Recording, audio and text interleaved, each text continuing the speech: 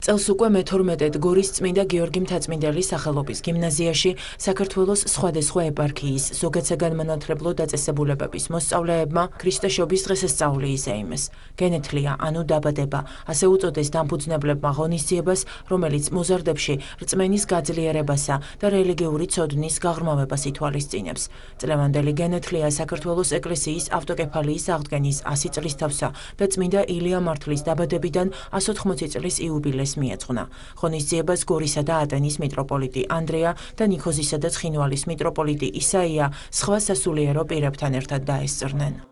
ეს იყო რამოდენიმე წარმოდგენა და ერთ-ერთი წარმოდგენა იყო ბოლნისის გიმნაზიის, რომელიც იყო ძალზე გულ ამაჩუყებელი ჩვენი ისტორია, წარსული და სამწუხარო კიდევ რეალობა, რომელიც იყო რამოდენიმე ათეული წლის წინ ათეისტური ხელისუფლების პირობებში. მინდა ვთქვა, რომ ბავშვების წარმოდგენები, მათი მიდგომა ამა თუ იმ საკითხისადმი ძალიან ბევრ რაღაცაზე დაგაფიქრებს ადამიანს. თითქოს ახლებურად შეგახედებს რაღაცა, რაც შენ ვერ შეამჩნიე, იმას ამჩნევ და ყოველ წელს აი ასეთი განცდა მაქვს. მე რაღაც ახალს აღმოვაჩენ ამ ფესტივალის მიმდინარეობისას. მრავალი წელი არის, რაც ეს ფესტივალი ტარდება, გენათლიის საშობაო ღონისძიება, რომელიც ვფიქრობ, ძალიან მნიშვნელოვანი არის, იმიტომ რომ ერთი არის ბავშვები, მოსწავლეები შრომობენ მთელი წლის განმავლობაში, მაგრამ რაღაცნაირად შემდგომ თავის ამუშევარს, თავის შემოქმედებას ეს წარმოადგენენ ხოლმე და სასიხარულო არის ეს ალბათ ძალიან მოვლენა არის თვითონ მოსწავლეებისთვის და უფროსებისთვისაც ძალიან სასიხარულო არის. გარდა ამისა ეს რაღაც შობის დღესასწაულს უკავშირდება და რაღაც ეს აი შობის დღესასწაულის უფრო კარგად გააზრებას და უფრო რაღაც სადღესასწაულო ესეთი ელფერის მისაცემადაც არის მნიშვნელოვანი მე ვფიქრობ. თან ძალიან კარგი არის რომ ეს არა მხოლოდ რაღაც ახლო სკოლებიდან, არამედ მთელი საქართველოს სხვადასხვა რეგიონებიდან აქვთ ხოლმე შესაძლებლობა ჩამოვიდნენ. ფესტივალის ფარგლებში მოსწავლეებმა წმინდა ილია მართლის ცხოვრებასა და მოღვაწეობაზე თავიანთი მოხსენებები წარადგინეს. მოზარდებმა დიდი ქართველი მწერლის, საზოგადო მოღვაწის, ეროვნულ განმათავისუფლებელი მოძრაობის ლიდერის ღვაწლზე ისაუბრეს და მისი შემოქმედებიდან ლექსებიც წაიკითხეს. სამეცნიერო ნაწილის დასრულების შემდეგ ფესტივალის შემოქმედებითი ტური გაგრძელდა. მე მომზადე თემა ილია ჭავჭავაძე, როგორც ეროვნულ განმათავისუფლებელი მოძრაობის ლიდერი. პირველად ვიღებ ამ ფესტივალში მონაწილეობას. ბევრი ინფორმაცია ჩემთვის არ იყო გასაგები, არ ვიცოდი ილია ჭავჭავაძის შესახებ, გავიგე. დღეს ჩემი მოსახსენებელი საკონფერენციო თემა არის ილია ჭავჭავაძეზე.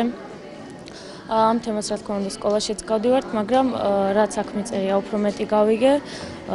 ამ თემაში მიწერია მისი ცხოვრების შესახებ. საინტერესო ფესტივალი არის ძალიან.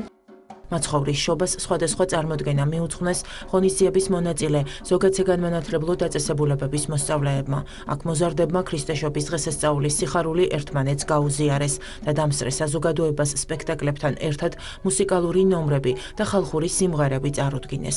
მრავალფეროვანი თეატრალური რეპერტუარის პარალელურად ფესტივალზე ნიქოზის წმინდა ალექსანდრე ოქროპირიძის სახელობის სკოლის მოსწავლეთა მიერ შექმნილი ანიმაციური ფილმების ჩვენებად შედგა.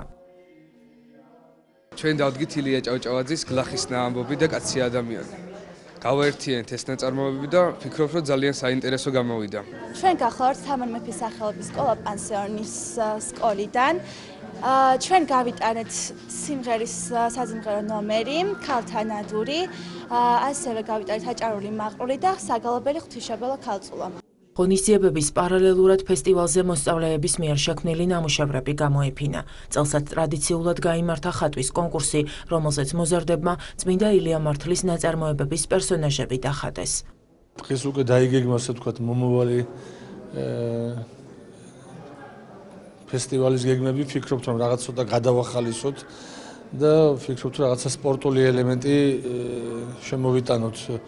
მომავლისთვის ალბათ ამისთვის საგანგებოდ მომიზადება გიმნაზია, რომ რაღაცა მეტი სიხალისე შევიტანოთ ამ საქმეში. რაც შეეხება დღევანდელ დღეს ღვთისმსხალობით დასრულდა და თავარი რაც ამ ფესტივალის ყველაზე დიდი დანიშნულება ფიქრობ არის პირველ რიგში მშობის დღესასწაულის ერთობლივი რაღაც აღნიშვნა და განცდა ამ ერთობისა. წლევანდელ გენეთლიაში 10 ზოგადსაგანმანათლებლო დაწესებულება ჩაერთო.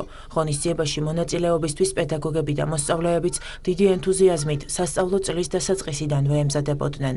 როგორც თავად ამბობდნენ, ფესტივალმა მათ ბევრი მეგობარი და საინტერესო გამოცდილება შესძინა. გენეთლია 2018 დასრულდა. იდეის ავტორთა განმარტებით წლიდან წლამდე პროექტის როგორც სამეცნიერო, ისე საკონკურსო და შემოქმედებითი ნაწილი ვითარდება და იხვეწება. საქართველოს სკოლებში არსებული მდგომარეობის, თვითშეფასებისა და განვითარების სისტემის საკითხებზე სამუშაო შეხვედრა გაიმართა. ღონისძიებას განათლებისა და მეცნიერების სამინისტროსა და შეფასებისა და გამოცდების ეროვნული ცენტრის წარმომადგენლებთან ერთად საჯარო სკოლების დირექტორები და დარგის ექსპერტები ესწრებოდნენ. მონაწილეები გაეცნენ სკოლის შიდა შეფასებისა და განვითარების სისტემის საერთაშორისო პრაქტიკას. მხარეებმა არსებულ გამოწვევებსა და შესაძლებლობებზეც იმსჯელეს. პროექტი სკოლის თვითშეფასება განვითარებისთვის 3 ეტაპად მიმდინარეობს. პირველი საფეხური მოიცავს სასწავლო ტურებს გერმანიაში, ჰოლანდიასა და დანიაში. მეორე ეტაპზე სკოლის საჭიროებებზე მორგებული შეფასებისა და განვითარების მოდელი შემუშავდება. საბოლოოდ კი მიღებული ცოდნისა და გამოცდილების გაზიარება მოხდება. ამ ეტაპზე პროექტში 15 სკოლაა ჩართული. წლების განმავლობაში სხვადასხვა პროექტების ფარგლებში ხდებოდა სკოლის შიდა და გარე შეფასების სისტემების განვითარება. ამ ეტაპზე ჩვენ უფრო მწყობ სისტემაზე გადავდივართ. ჩვენმა სკოლის დირექტორებმა ძალიან მნიშვნელოვანი გამოცდილება შეიძინეს სხვადასხვა ქვეყნებში, დააკორდნენ არსებულ მოდელებს, გაანალიზეს, თუ როგორ შეიძლება მათი გადმოტანა მოხდეს ჩვენს რეალობაში და ქართული სკოლის სინამდვილეში და რაც ყველაზე მთავარია, შეიმუშავეს საკუთარ სკოლებში სკოლის შიდა შეფასების სისტემები, სკოლის განვითარებისა და განათლების ხარისხის გაუმჯობესებისათვის. ჩემთვის პირადად ეს პროექტი საინტერესოა იმ კუთხით და იმ თვალსაზრისით, რომ ეს არ გულისხმობს კონკრეტული ორგანიზაციის, მაგალითად შეფასების და გამოცდების ეროვნული ცენტრის ან რაიმე ჯგუფის, ექსპერტთა ჯგუფის მომზადებას იმისათვის, რომ სკოლებისთვის შეიმუშაოს მოდელები, ეფექტური მოდელები. ეს პროექტი გულისხმობს მონაწილე სკოლების მომზადებას იმისათვის, რომ თვითონ მოარგონ კონკრეტული შეფასების მოდელი საკუთარ სკოლას, რომელიც ითვალისწინებს ბუნებრივია ამ სკოლის საჭიროებებს, სპეციფიკას და ასე შემდეგ. ქართული ხელნაწერები იუნესკოს მსოფლიო მეხსიერების რეესტრში. ამ სახელწოდების გამოფენა ეროვნული არქივის საგამოფენო პავილიონში გაიხსნა. როგორც ცნობილია, გასულ წელს საერთაშორისო რეესტრში ეროვნულ არქივში დაცული მესამე ქართული ხელნაწერი შეიტანეს. ექსპოზიციის ორგანიზატორებმა წარმოადგინეს სწორედ იმ ხელნაწერებისა და ისტორიული საბუთების დედნები და ფოტოასლები, რომლებიც იუნესკოს მსოფლიო მეხსიერების რეესტრში 2013 წლიდან მოხვდა. ხელნაწერი ფურცლების დიდი ნაწილი პალიმფსესტურია. როგორც ეროვნული არქივის წარმომადგენლებმა აღნიშნეს, მასალების შესწავლა ჯერ კიდევ მიმდინარეობს. ექსპოზიცია საგამოფენო სივრცეში 1 თვეს დარჩება.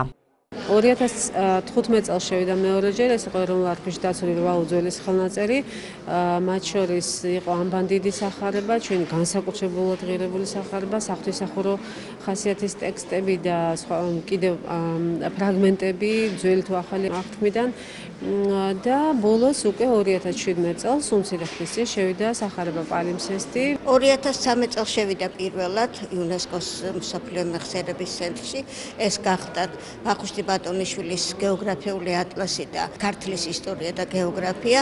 შემდეგ უკვე შარშან წარმატკინეთ სხვა დოკუმენტებიც. წარმოდგენილია 3 დოკუმენტი, რომელიც არის მე-15 საუკუნის სამივე და გახლავთ იმითია მნიშვნელოვანი და გახლავთ პალიმსესტი. ესე იგი, ქვედა ფენა არის მე-10 საუკუნის, ხოლო ზედა ფენა უკვე წარმოადგენს მე-15 საუკუნეს.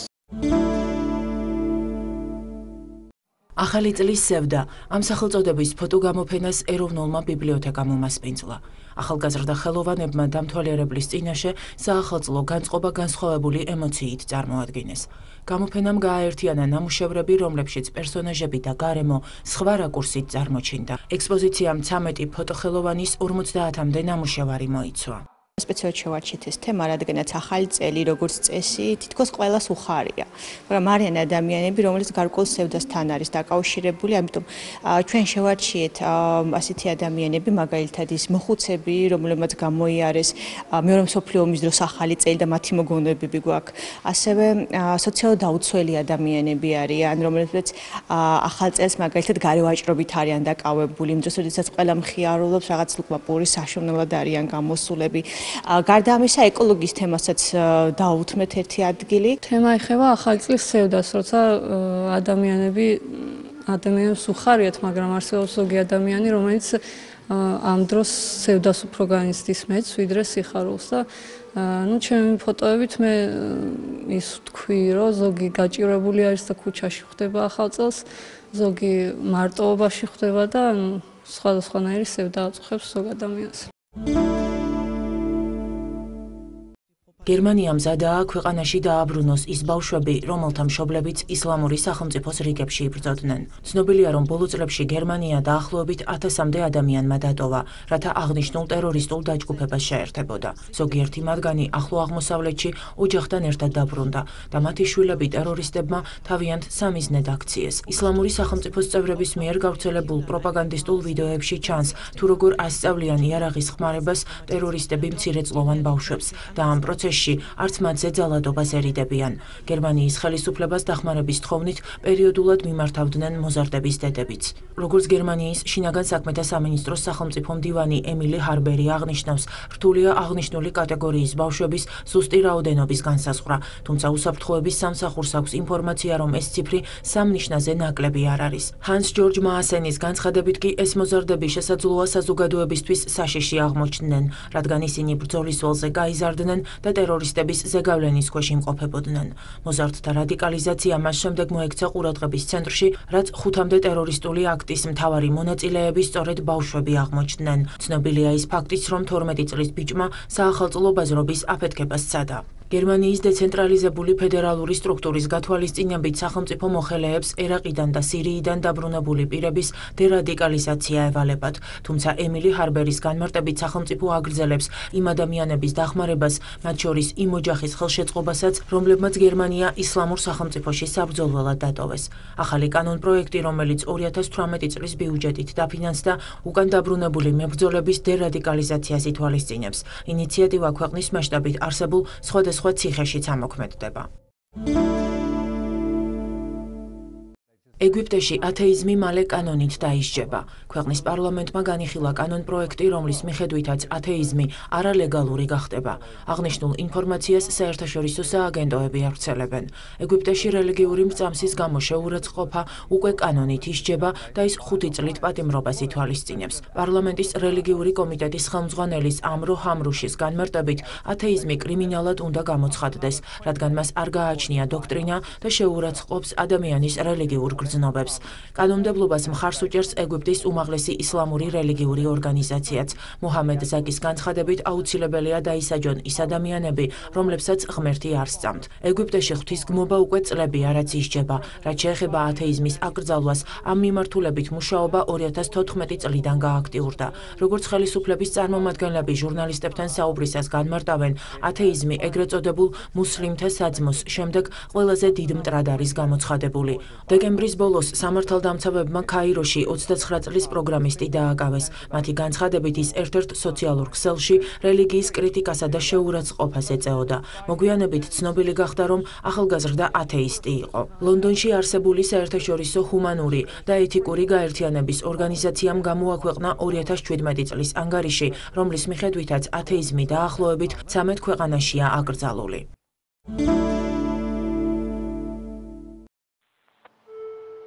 გლობალური დათბობით გამოწვეული კლიმატის ცვლილება მსოფლიოში უკვე დიდი ხანია ერთ-ერთ მთავარ გამოწვევად რჩება. სპეციალისტები აღნიშნული პრობლემის გადასაჭრელად არაერთ პროექტზე მსჯელობენ და ცდილობენ ეფექტიანი გადაწყვეტილებების მიღებაში ყველა ქვეყანა აქტიურად ჩაერთოს. ამ მიმართულებით ერთ-ერთ მნიშვნელოვან სიახლეს წარმოადგენს ის ფაქტი, რომ ახლო მომავალში კლიმატური ცვლილების მონიტორინგის ერთიანი ქსელი ამოქმედდება. ბაზის ჩამოყალიბების იდეა ჰელსინკის უნივერსიტეტის მეცნიერებმა შეიმუშავეს. აღნიშნული ქსელის შექმნას ფინელი მკვლევარები გეგმავენ უკვე არსებული სადგურის, სმეარ 2-ის ბაზაზე, სადაც კლიმატოლოგები უწყვეტად აკვირდებიან ატმოსფეროში მცირედ ცვლილებებს. მეცნიერები მიიჩნევენ, რომ ბაზის მშენებლობა უკვე უნდა დაიწყოს. მათი აზრით, გლობალური ობსერვატორიის აშენებას, რომელიც 1000 სადგურისგან იქნება შემდგარი, 10-15 წელი დასჭირდება. თითოეული სადგურის მშენებლობას დაახლოებით 20 მილიონი დოლარი მოხმარდება. პროექტის საერთო ღირებულება კი 5 მილიონი ევროა. კომპანია Samsung-ის უახლესი ტექნოლოგიით შემუშავებული ეს ტელევიზორი მომხმარებლებისთვის უკვე ხელმისაწვდომია. 396 სანტიმეტრიანი დიაგონალის მქონე ტელევიზორის სახელწოდებით კედელი ცენტრის მესვეურებმა ლას-ვეგასში გამართულ ტექნიკური ინოვაციების გამოფენაზე წარადგინეს. ახალი ტელევიზორის ეკრანი თხევად კრისტალური ტექნოლოგიით არის შექმნილი. უფრო ნათელი გამოსახულების მისაღებად კი LED განათებაა გამოყენებული. როგორც ანალიტიკოსები პროგნოზირებენ, ახალი თაობის ტელევიზორის ჩვენების ხარისხი გაცილებით მაღალი და მკვეთრი იქნება.